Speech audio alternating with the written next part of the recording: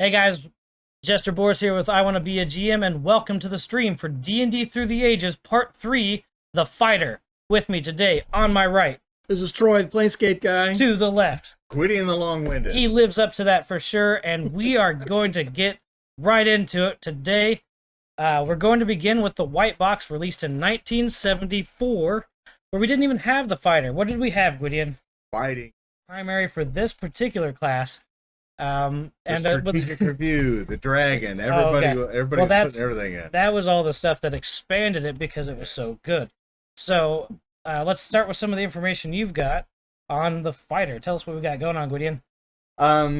Hit dice were assumed. It never really stated. It was assumed as a six-sider. If you look at page 18 of the original D&D and Mini Magic, it talked about hit point generation. And it said, okay, you got 8 dice plus 2, and they showed scored 1, 2, 2, 3, 3, 4, 5, and 6 for a total of 26 plus 2. That was the only hint we had that it was a six-sided dice. Yeah, the white box in particular had a lot of reading between the lines. Troy, you were looking up some of the tables over there. It doesn't even look like they're in the same section that they talk about the fighter. No, the white box definitely was a good starting point for the game. It put a lot of things from people's imaginations down on paper, so other people could read it and share it and have fun with it. But they definitely are not organized in a fashion that we love today, where you have a book for the player, a book for the monsters, a book for the DM, and you understand that everything I need to know about my character class is in this book on this page. Yeah. So if we want to read about the fighter, you're going to have to look at all the books. At all the books. Yes. Plus the dragon, plus strategic review, and some of the other fanzines that were out there, which was approximately 370 of them. Yeah, and those were the good ones for, like, Dear Dragon Magazine, how many hit points do I have? And they're like, Dear Gwydion, die 6. Die 6, 1d6. So, we had a lot of that. But for those of you that joined us on our Cleric review last stream, you'll know that we didn't necessarily, like, in our research, we thought that the first or white box clerics couldn't turn undead because turn undead was 30 pages later in a different book. In a different book. So it's definitely quite a bit different. Did you have our definition or description for Fighting Man? Let me give you the one line. Fighting Man includes the characters of elves, dwarves, and even hobbits. They were pretty much done. They were pretty much done. All magical weaponry, all weapons, magical weaponry, and magical armor could be used by the fighters, but nothing else magical. And they didn't have spells, but they couldn't touch other magical items. We gave them little electrical shocks if they got around it. They were also expected to be lawful. There was lawful, neutral, chaotic, and chaotic was the exact same as evil in this in the original D&D's definition. When they considered, are you Snidely Whiplash or Dudley Do-Right? That's it was either lawful or chaotic. We didn't get good and evil until later editions. Once you reach level 9 as a fighter, which some races could not reach that. Hobbits of halflings after the suit. The suit, halflings couldn't reach that. Elves had a hard time getting to that. Dwarves, that was a totally different story as well. We've got more on that in a little bit. Once they reached level 9, they were expected to become barons and build a castle, build a fort to put their stuff in. So dwarves can opt only to be the fighter and may never progress beyond 6th level, which means a dwarf, regardless of how badass you are in killing stuff, you can never have your own stronghold. Yep. Yeah, I just hadn't connected that together because they don't apply those like lordly titles of lord, baron, and so forth until 9th level or better. Yeah, but their saving throws were 4 levels higher. So as far as a dwarf is concerned, they were 10th level in a lot of aspects of their characterization. So that was some of the draw. Yeah, very strong magical resistance to spells and other effects, and they're the only characters able to fully employ the plus 3 magic Warhammer. That's what everybody went after. It's like, I'm a dwarf. Like, it was the white box edition's gold legendary item. Yeah. So you're like, I need the loot drop. I need the loot drop. Yes, I got a hammer. Oh, it's not a +3 hammer. Never mind. The +3 Warhammer. Yeah. Like, yeah. Elves as a fighter was the only class that could be a fighter or a magic user. They could freely switch between campaigns, not during the same adventure. So as they came in, they could be a fighter on this one, level up, and then on the next campaign, I'm going to go ahead and be a magic user, and they would then do that. Yeah, which is way different than what we saw in later editions. Troy, one of his favorite classes out of first, was actually a dual class fighter magic user. Fighter magic user. But it didn't work that way here in the white box. It was, today I'm a fighter. Oh, we're going to go into the dungeon and kill a bunch. I think I should be magic user this next session. And they had some limits. Do we have the limits here, or is that probably in another book? Of course, it's in another book. That's funny right there. I don't care Levels who of you are. experience. So a fighting man is a veteran when he reaches second level. Well, now you got to remember that the descriptor for Fireball was everything in its area of effect was destroyed. And that was the whole, I mean, it's just destroyed. Yeah. So if you could make it to level 2 with 1d6 of hit die, you probably were a veteran. Then he's a warrior, a swordsman, hero, swashbuckler. How you pronounce that? Myrmidon. Whatever. Okay. That's a cool name. Then a Myrmidon. champion, superhero, Which is and then a why I lord. forced to go. Yeah. Oh, lord. So, yeah. The lord is at 9th level, but of course, the lowly dwarf can only get up to 6th level, where he is a Myrmidon. And they'll show, do they show the highest level for elves here as Highest well? level for elf. Isn't Oh, that yeah. So here we go. So no, 6. 4. Yeah, it was So 6. 1, 2, 3, 4, No, 5, 6. This one. Yep. Sorry, Six, highest level for, nope, right there. Fighting man, highest level for elf, asterisk, Oh, hero. hero. Okay. So let me grab your I don't Sorry, know. wrong Actually, prescription. let's have Mr. Producer put that up on the other camera. Where's he at? So, Mr. Producer, if you could grab that and maybe point out the hero and the Myrmidon for. So again, 4th level was your max fighter level for elf. That's not going to focus. Yeah. Just No. lay it, sit down. By the way, that's There you go. Dustin, the nearly famous, is our producer today. Thanks for your work, brother. Halflings couldn't go beyond 4th level, but they had the same magical resistance as dwarves. But why? This is funny and dandy. So the lowly human who only lives for what 20 to 40 years. Yeah, Depends back on if you got then. the Black Plague or not. So the dwarf or the elf that live for several hundred to a couple thousand can only be 4th or 6th level. Yeah, and the reason that was done is to keep, and they actually mentioned it was really to keep humans from being obsolete, as opposed to the demi-humans and all the special things that they had going for them. And this continued. This continued through a lot of the updates and a lot of the other aspects. They were unlimited as far as their levels were concerned. To your point, and I've kind of got this muddied with all the research. Elves and dwarves could, at a point, progress beyond those limits with the help of a human. With the help of a human later on. But that came out in the white box. That came out, that came out later on. So, not even in the white box could you progress beyond those limits, at least according to the way the game was presented and written at the time. Now, the halfling had accuracy bonuses for projectiles, archery, this, that, and the other, but you had to go to chainmail to get that. That was used. A lot of that was used in conjunction with the 3. As a matter of fact, it was built from this. So I was going to see. back. Oh, is it in the back? Go to the back. There, you know the book a little better than I Go to do. the back. Right there. There. Oh, with these combat tables. Oh yeah, the man-to-man melee table. Yeah. So that's really what we ended up with. Here was some small print on a tiny book. Well, it's interesting. This is a great game system, and it is. Yeah. We see a lot of the core of what we know of D&D to be in 5th edition here in the white box. So to see it so laid out, kind of like haphazardly, it's really kind of jarring sometimes. You're like, how did Gwydion even play this? Hey, So it was 74. There was a lot of things we were doing we shouldn't have been doing. I miss the 70s so much. it's okay. Anyway. Bell-bottom pants and all that. So Super bells. Different weapons. The other aspect was weapons did 1d6. Everything. But what about my greatsword, Gwydion? 1 die 6? How about my dagger? 1 die 6. Please roll a 6-sided. How about an arrow?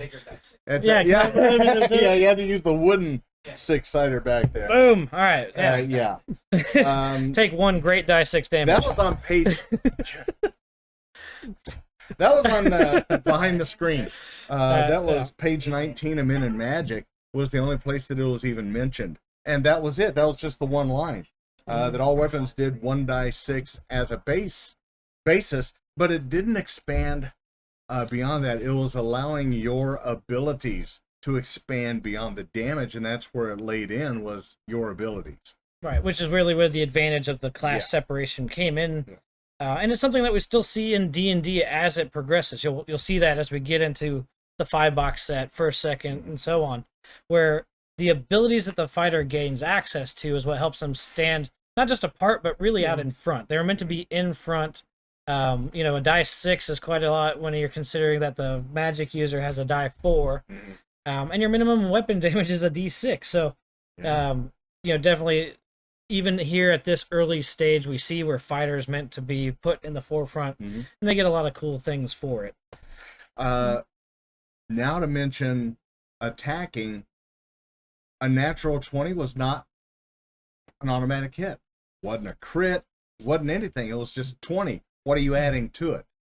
If you were first level going up against, say, a Will-O-Wisp in Wisp or Light form, it had an armor class of -8. Now, in the original D&D system, we had to hit armor class 0 or THAC0. Everything was reversed, so the lower your armor class, the harder you were to hit. Well, if a first level fighter was to attack a Will-O-Wisp in Wisp form at -8, they needed a 27. So if you rolled a 20, where's the other 7 come from? So Troy, explain THAC0 just a little bit more for those. It's because it wasn't. Oh, we're done with THAC0. Well, by third edition, all the math went the same direction. Everybody get out their paper and pencils and calculators, because now we're going to talk about THAC0. Right. To hit armor class 0. So to put it into context, me standing here in my T-shirt in third edition and later, so 5th edition as we know it, I would have a base armor class of 10. What would the same armor class be in the THAC0 system? 10. Also 10. So now my goal in third edition and later is to have the highest to hit number. So me and full plate mail, I now have an 18. What is full plate mail for the THAC0 system? Well, in THAC0, the bonuses you get from everything that affects your armor class, such as armor, dexterity, anything magic, extra training, skills, specializations, blah, blah, blah, blah. You start with a base of 10, and you take that bonus number, and you go down.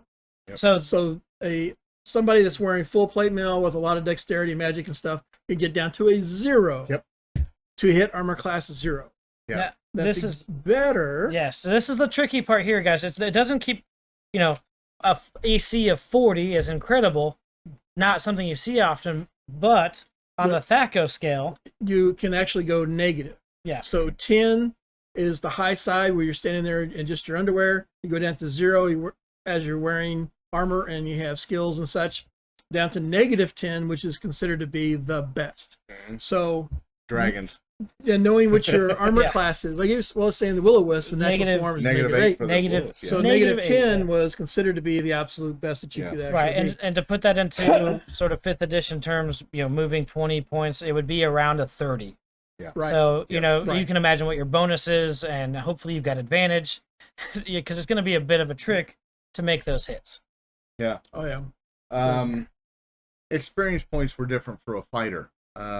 Everybody that had a prime requisite was allowed to get some bonuses on their experience points, and everything gave you experience points in the original. Everything but magic items.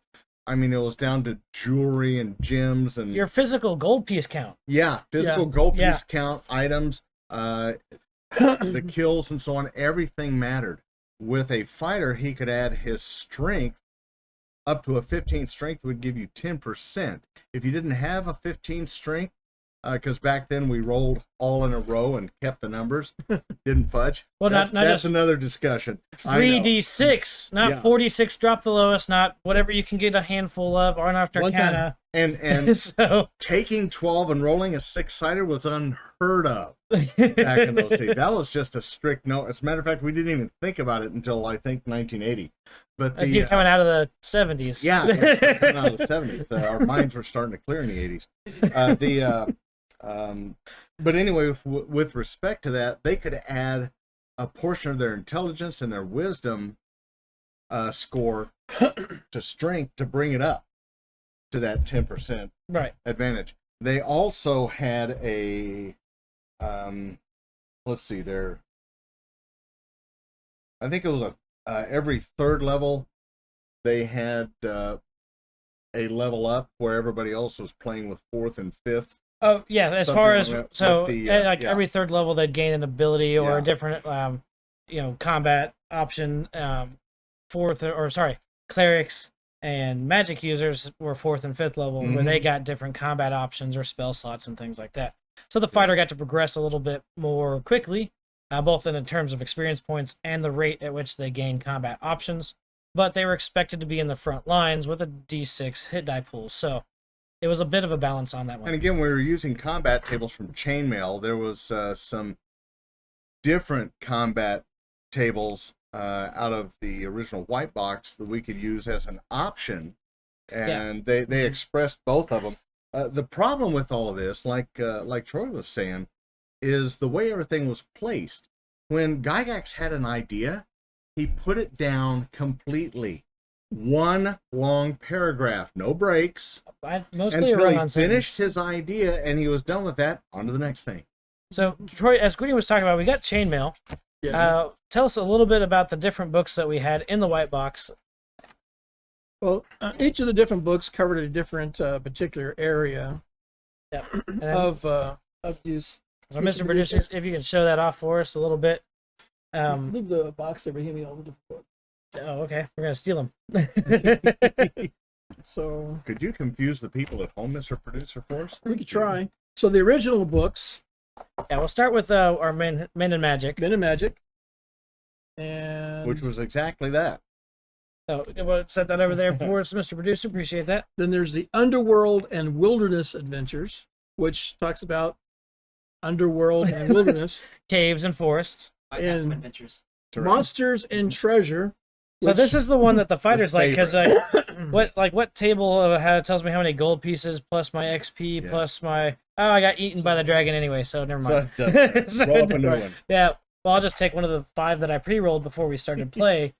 That's what we had to do in the beginning, is we would have a stack of characters, because with the low hit points and the way everything was ran, it was pretty much even across the board, and you had to really work on tactics. And running away was an option. It still is. It still is. Okay, please use running away. Crying is a free action. Crying is a free action. So we got the next one up here, Troy. It was what?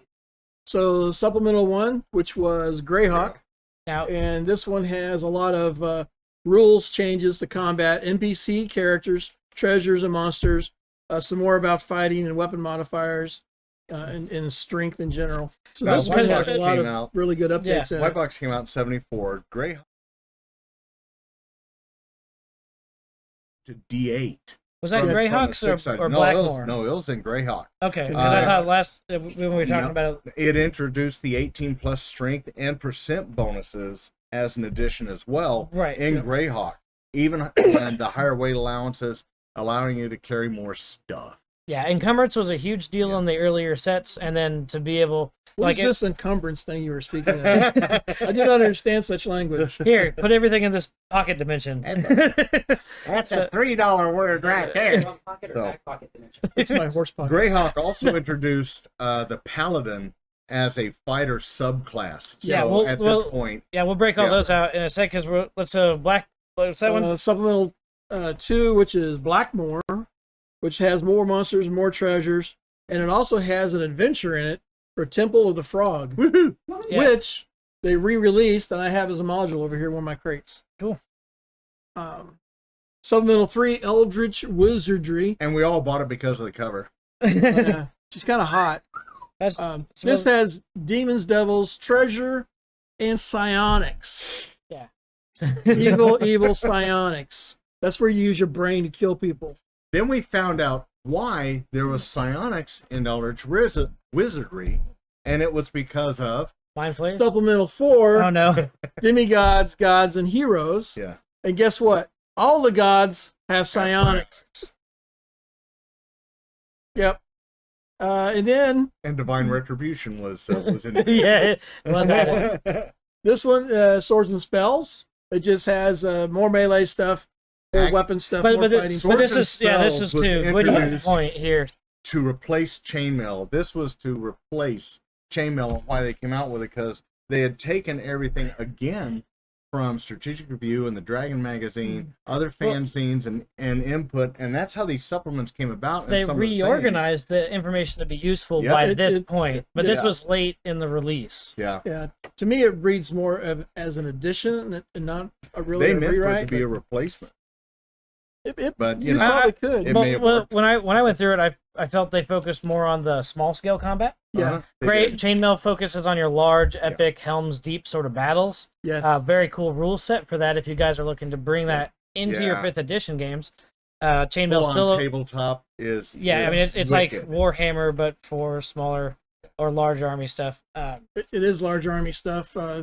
Warhammer 40K before Warhammer 40K existed. Yeah. Because there's a lot of different people playing miniatures battles. They were recreating like Gettysburg and Napoleonic Wars. Yeah. And all these kinds of things. And that's the cool thing about chainmail. That's what chainmail is for. Is all these large scale tabletop miniatures battles. Yeah. It has them all, and you can apply the same things right to D&D. Yeah. And D&D was created to give that one-on-one battle that some of these came down to, that the generals, I challenge your champion, you challenge my champion, for rules or like this, and to give those one-on-one battles. Mm-hmm. And D&D, we would then take our characters and expand them 25th level, 100th level, or whatever, and then have them ahead of these armies and go ahead and do our big miniatures battles, but now with cooler characters. right, your heroes as generals instead Yeah. of some Instead generals. of some general and such, we had our own stuff and our own magic and our magic users and our Yeah, party the- that was helping as Yeah, well. So- the way the white box was written, when you got to 9th level, even as a human, you were expected to build a stronghold. You as a 9th level fighter put together an army. You as a 10th level cleric, you're expected to build a castle, monastery, a or monastery, something, and you attracted followers, and you built your own armies by 9th, 10th level. Well, to that point, Gwydion mentioned a little bit about subclasses, and we'll list them here in a second now that you've seen the books. But even the Paladin, with the restrictions on wealth and the things that they had as part of Paladinhood, were expected to have a stronghold with at least 200 men. And so, with all of the restrictions, the expectation was still written as far as the themes of the game were concerned, that you would establish strongholds, become part of a political structure, whether it's border keeps or fighting kingdoms or whatever it was. And so, Paladin. This was also the opportunity to get income. You got income from your holding. Well, particularly, on the roleplay side, but it was just, as you see the mechanics of it. Yeah. So, that were introduced were put under as subclasses of fighter. And we saw this a little bit moving through the earlier editions. Tell us about some of the other subclasses that were out there, guys. Well, you have Paladin, you have Cavalier, Ranger. Archer. They even put Thief under it at one point. Yeah, You can put Thief under the Fighter The class. Fighter started out as a catch-all, because there's even one line in one of the books. It just says, pretty much everybody is a first-level fighter. Yeah. Right. Well, it was so much a catch-all that, it wasn't just humans, it was humans and dwarves, and, fighters, everybody. Everybody. Everybody. So- You need Because to learn something. everybody wants to wear armor. Everybody can swing a sword. Grab your dice, roll initiative. That's right. and, yeah. And so, talking about characters at 9th and 10th level, building their own stronghold, building your own army, 200 men. Okay, it sounds really cool as a player, but I'm here to tell you that as a DM, it will give you A nightmares. nightmare. even Yeah. with just one player building a fortress. Oh, I think I'm going to start a silver mine. How do you do that?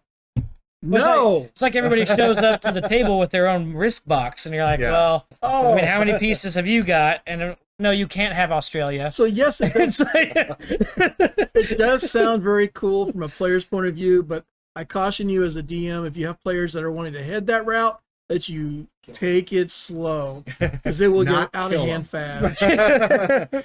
It's never DM versus player, no matter what the peanut gallery here says. So, Never. There's only one So- winner, okay? but again, as we saw, the subclasses and expansion of fighter,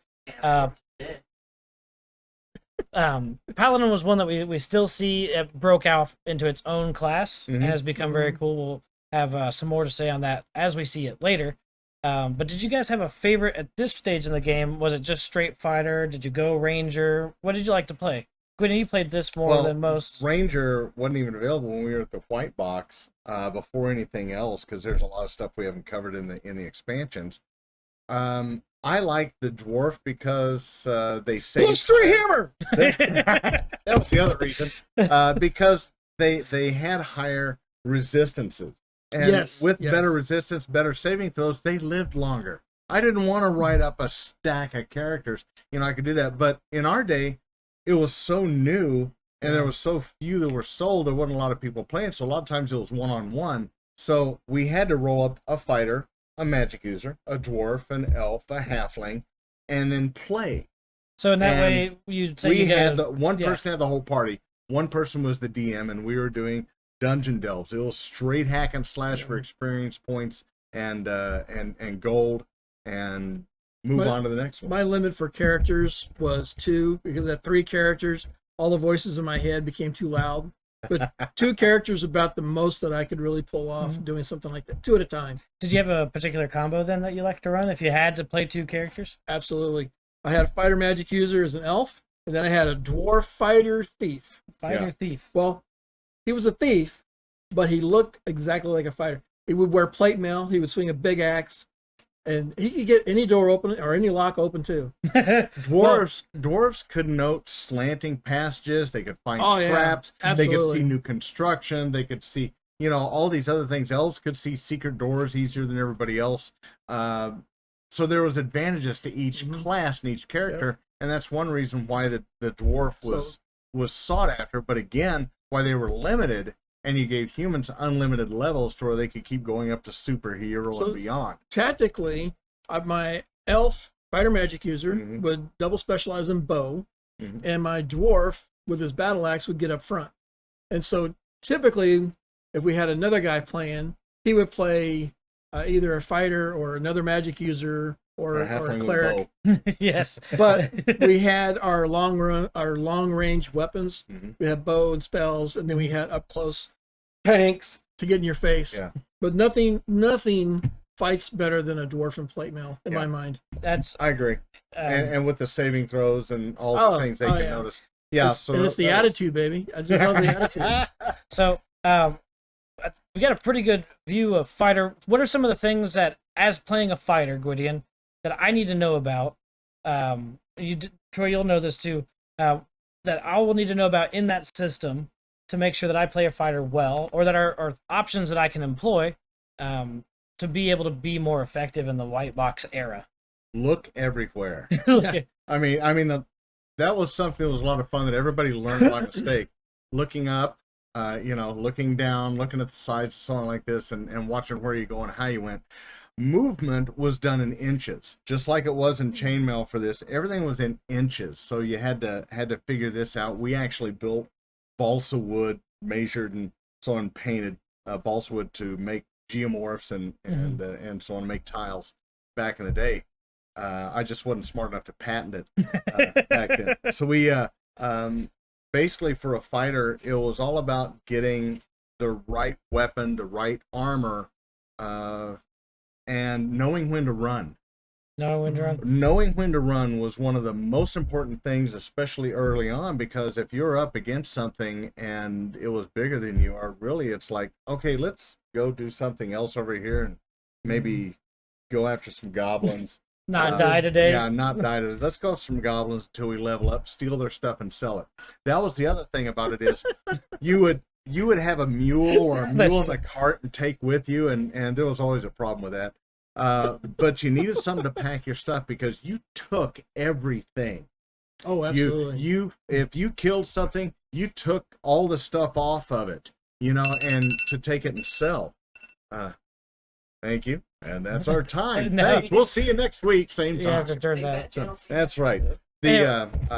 So basically you would leave the dungeon with as much stuff as you could carry, sell it, get repairs, then go back down to that spot and move again. Start again and keep going. So how about it from your perspective? Well, what are different mechanics that became available or techniques? Well, from the era of the white box, one of the things that it was as I was learning to play was when the white box was still coming out. But I do remember that there was so much material hitting the shelves in bookstores that seemed like daily, if not weekly, there was another something that came out that you're like, oh, I got to get this. Oh, I got to get that. A new skill, a new weapon, a new spell. It's like every week some other publication was coming out with something else. Right. And I think that's why Gary Gygax said, we're going to take all of this, throw out the stuff we don't like, and we're going to make first edition. Right. Eventually, when we got to these there later was editions. so much material that came out in the first 5 to 10 years. It was just overwhelming. Well, from 74 to 77, all you had was the original Dungeons and Dragons and the supplements thereof. In latter part of 77, they came out with AD&D. The D&D actually took a split for 20 years because they continued to bring stuff out for original D&D and for the basic. They came out with a bunch of box sets and all this other things. And then the AD&D world was on a different course, and that was the first time I heard railroading.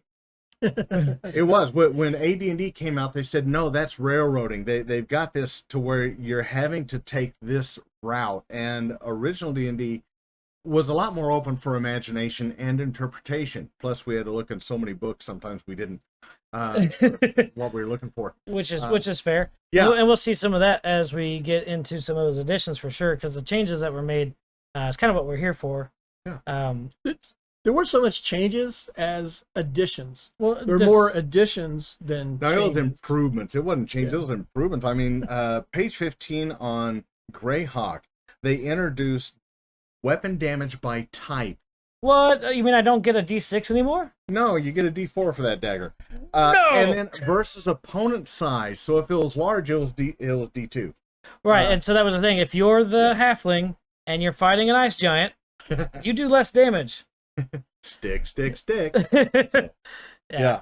That was one of the changes, and one of the concepts that changed over time was on that. Right, and that's just within the white box printing. Yeah. So that was the Greyhawk supplement, and then later we got hit locations actually. So now that came out, I think in Blackmore they introduced the monk, and that was a fighter subclass, so to speak, but it was also its own thing, which you could go from 1st to 16th level. They fully fleshed out the monk, and they didn't flesh out anything else. It just kept changing and improving.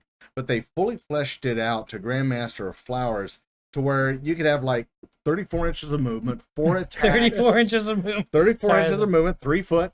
Yeah. And in a turn, you could attack 4 That's times less than with one square. 4 to 40 points of damage per attack. So 4 10-sided dice, 4 attacks. You pretty much devastated everything. The thief class of assassin was introduced in Blackmore. Mm-hmm. Every supplement added monsters, treasures, and an adventure. So that's what we loved about the supplements. Everything added monsters, more treasure, and an adventure, because we were desperate for those. Then they started coming out with more and more modules. Cool. So hit location, like you said, was introduced to where on a percentile basis you had 15% was the head, 80% chest, 60 as far as breaking out your total hit point pool. So so for the whole pool. I think we pretty much covered it. Yeah, so not just the fighter, but the white box edition and the things that we could look forward to playing a fighter in that edition. Anybody, you have some last words on anything you want to make sure that we mentioned before we go things into... we didn't do. No. Weapon height adjustment versus attacker height table. Oh, man. We did not bother with that. I mean, it was there. We didn't bother with underwater adventures. Were also introduced with new creatures. Glorious. So that was nice. Bless you. Now, as if we didn't have enough to worry about, they came up with diseases. So those Oh, started man. coming up in the supplements, and I believe that was just before Eldritch Wizardry.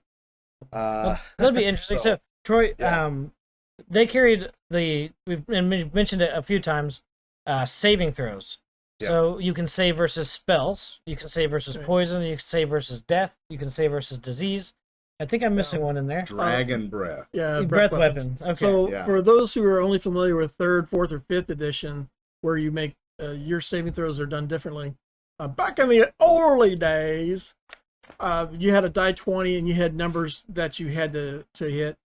So like save versus spells being a 15, you had to roll 15 or better on Right. die 20. Mm-hmm. And depending on your race or class, or if you had some type of magical resistance or a potion in play, then you would get a bonus to your rolls. So that would be a benefit to playing a dwarf or elf to have those higher Absolutely. resistances. A dwarf is +4 on with saves. Yeah. Well, so that would be one of the things as a fighter. Yeah. You know, a magic user might get more spell resistances. Did we ever see fighters get additional resistances for disease or? No, No, they were basically Constitution it was Dragon Breath Right, that they had, and it was not breath weapon. It was just Dragon Dragon Breath, Breath. because that was the only thing that was out there doing Yeah. that at the time, except for the old guy at the tavern that had been there all night, and you tried to wake him up. And stuff. Yeah, stinky breath don't count. Yeah, but the Dragon Breath was one of the things that was absolutely sought after. So there again, with the dwarf being 4 levels higher, that helped them in every situation. Fatigue Mm. reared its ugly head. You know, breath weapons, saving throws, missile fire, facing, turn sequences, and so on. Those started coming up. Again, the game started changing and improving as people would write in or they would discover things Right. missing. It was from all areas. The fighter started having different subclasses. The Cavalier was actually introduced in the Dragon number 72. So that wasn't one of in the 83. It returned in Unearthed Arcana in 85 when it became a main class.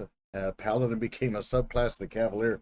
The Paladin was just a bastard child of the entire. for quite a while. Yeah, it was a little funny. The Paladin is very, very strict. He has a lot of very strict code to follow. Yeah, And if he doesn't follow that code, he's going to lose all his cool abilities. yeah, The Cavalier, not so much. He's the Dirty Harry of D&D. yeah. He's there to keep the bad guys in check, but his rules are a lot looser. When you want to play a paladin that's a neutral alignment, you get a Cavalier. Cavalier. Yeah. think he's more cavalier with his approach? He is Oh, more my Cavalier.